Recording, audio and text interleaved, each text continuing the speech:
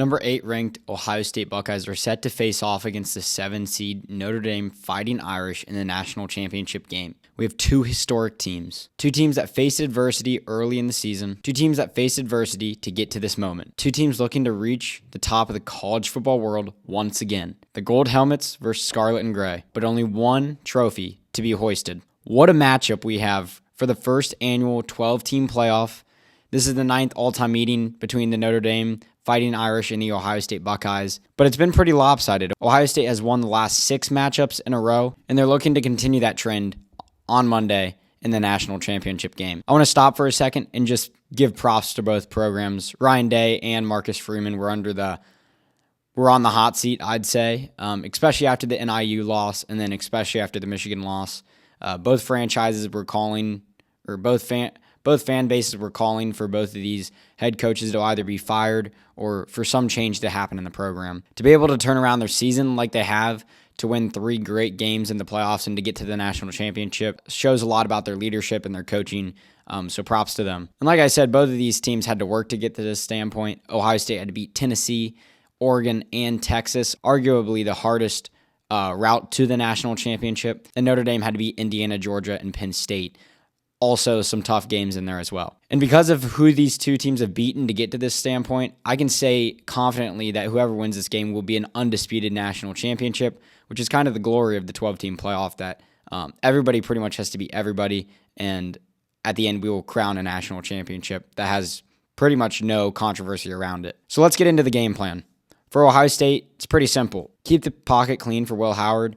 Notre Dame is notorious for sending the blitz. Al Golden is a great defensive coordinator. In the 3 games that I've seen Notre Dame play in the playoffs, a ton of blitz packages have been thrown at the opposing quarterback, and sometimes it's up to 6 guys blitzing. So that's a lot to handle for an O-line, but Ohio State has shown previously in the last 3 games that they can handle the blitz, but definitely the stats are worse when Will Howard is under pressure compared to a clean pocket.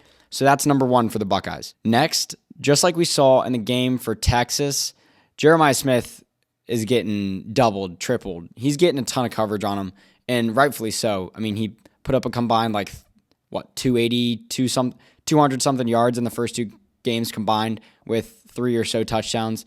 And I can assure you Notre Dame's not going to want to be beat because of Jeremiah Smith.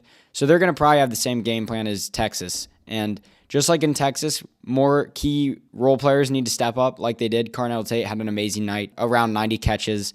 Abuka started off the game hot.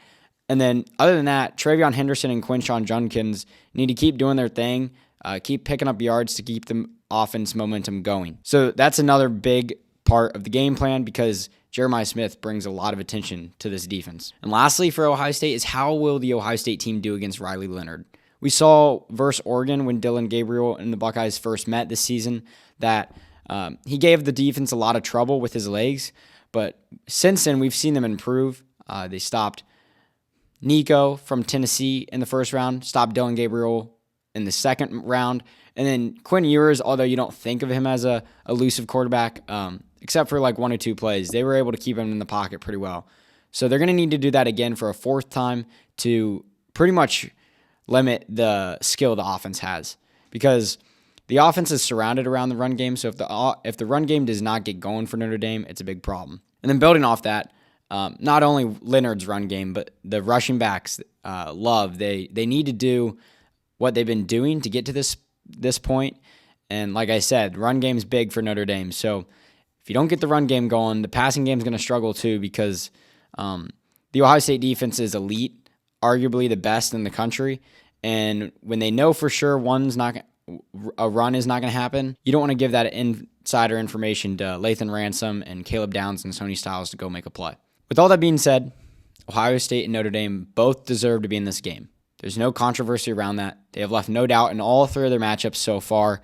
And this is probably my hardest game to pick yet. Notre Dame's a fantastic team, and same with Ohio State.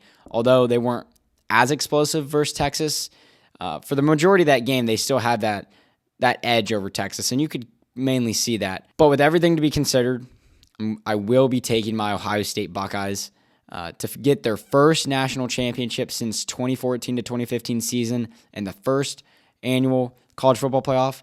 And now I've got them winning the first annual 12-team playoff, and I think they're going to beat Notre Dame 28-21. OH.